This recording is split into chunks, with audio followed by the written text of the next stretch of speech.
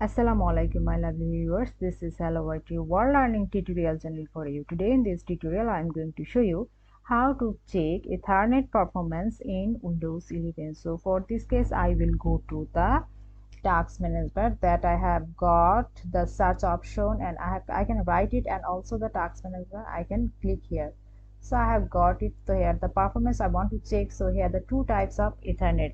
First one, VMware network, as because I have installed the VMware. See, let's check where it has. So here the Oracle VM virtual works I have worked. That's why it has been shown the here the VMware network Ethernet, also VMware Ethernet.